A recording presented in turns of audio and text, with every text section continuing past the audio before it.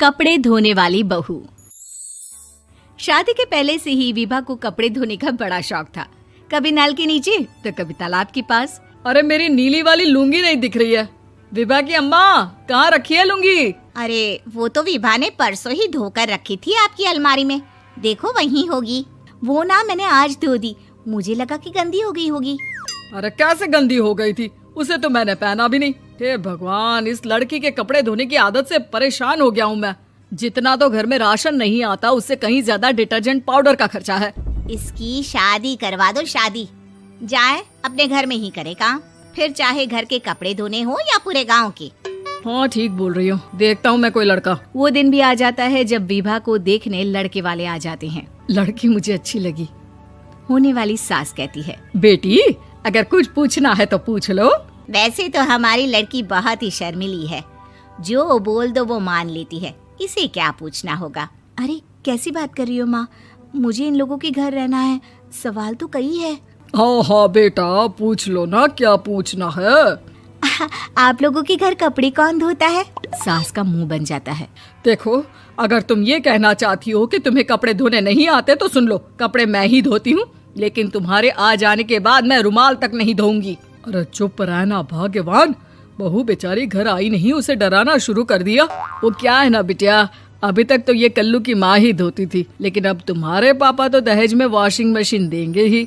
तभी विभा की माँ बोल पड़ती है, सवाल भी पूछा तो क्या। वैसे भाई साहब, मशीन की तो फिर भी कपड़े धोने की कैपेसिटी होती है। मतलब जो बिटिया दे रहे हैं ना विभा, इसे कपड़े धोने का बहुत शौक है। ये आप लोगों के क्या, आस पड़ोस गांव मोहल्ले सबके कपड़े धो दे और उफ तक ना करे। बाहर देखा नहीं आपने कितने कपड़े सूख रहे हैं? सब हमारी बिटिया ने ही तो धोए हैं। बस भी करो ना माँ, शर्म आ रही इतनी तारीफ सुनकर। और तो और एक दाग निकाल कर दिखाओ तो मान जाऊं। हाँ अच्छा, माफ करना बेटा, मैंने गलत समझा।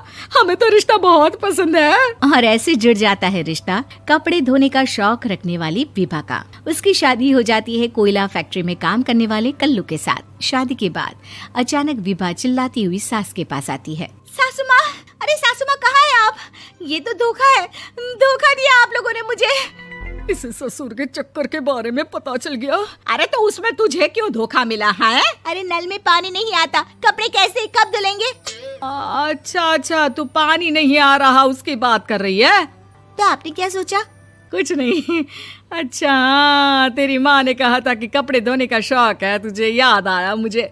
शौक बोलकर कपड़े धोने वाले मेरे जुनून को कम ना आके सासू माँ, कपड़ा धोना मेरा गुरूर है। तभी पति भी वहाँ आ जाता है। अभी मैंने इसे सनी देओल की फिल्म दिखाई है, उसी के डायलॉग मार रही है माँ। अच्छा सुन, साफ साफ बता रही हूँ, पानी सुबह 4 से 6 और शाम को 10 से 12 आता है, समझी? विभा टाइमिंग सुनकर हैरान हो जाती है। ये क्या भूतों का मोहल्ला है? सुबह 4 बजे उठकर कौन कपड़े धोता है? 4 बजे टंकी में पानी जाता है, फिर सारा दिन धोना ना, किसने मना किया? अरे कैसी बात कर रही हैं? 200 लीटर की टंकी में कितने कपड़े धो लूंगी मैं? सुबह ही उठ जाऊंगी मैं। अब क्या था, विभा सुबह 4 से लेकर रात के 12 बजे तक कपड़े ही धोती रहती। एक रोज सास पड़ोस से निकलकर कहीं जा रही होती है कि साथ वाली कहती है, हाँ कल्लू की माँ, जरा ये बताओ कि 2 साड़ी है, 2 ब्लाउज और एक पेटीकोट और एक नाड़े वाला लंबा कच्छा। हाँ तो? अरे तो क्या, कितना लोगी धुलाई ये बताओ। धोबन दिख रहे हैं हम क्या? हमारे पति सरकारी नौकरी से अभी रिटायर हुए हैं और बेटा सुपरवाइजर है कोयला फैक्ट्री में। धोबन समझ रखा है हमें? हाय रे कल्लू की अम्मा, माफ कर दो, वो तो मोहल्ले में यही सब बता रहे थे कि तुमने बहू को कपड़ा धुलवाने के काम में लगा दिया है। सास को पड़ोसन की बात सुनकर गुस्सा आ जाता है। वो घर पहुंचती है जहां घर के बाहर ही इतने सारे कपड़े सूख रहे होते हैं जितने कि किसी धोबन के घर पर। अरे ओ कल्लू की दुल्हन, बाहर निकल।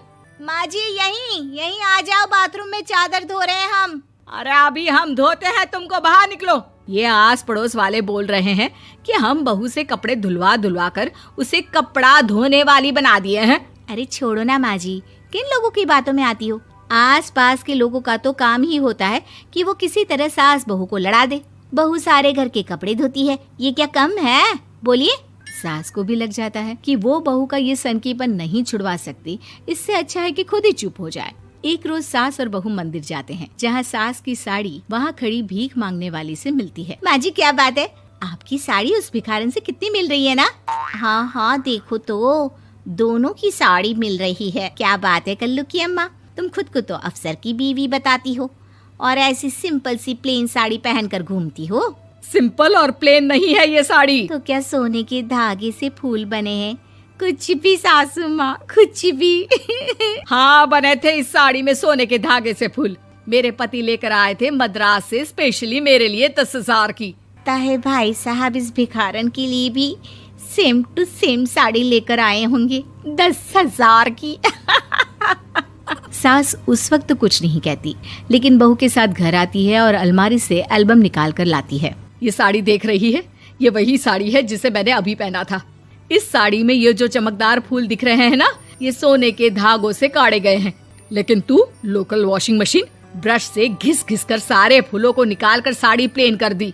मुझे माफ कर दीजिए सासू माँ। और तो और, जब मैंने तुझे तेरी गलती के लिए कुछ नहीं कहा, लेकिन तूने तो सबके सामने मेरा मजाक ही बना दिया। क्यों? बहू को समझ में आ जाता है कि अब से उसका कपड़े धोना बंद।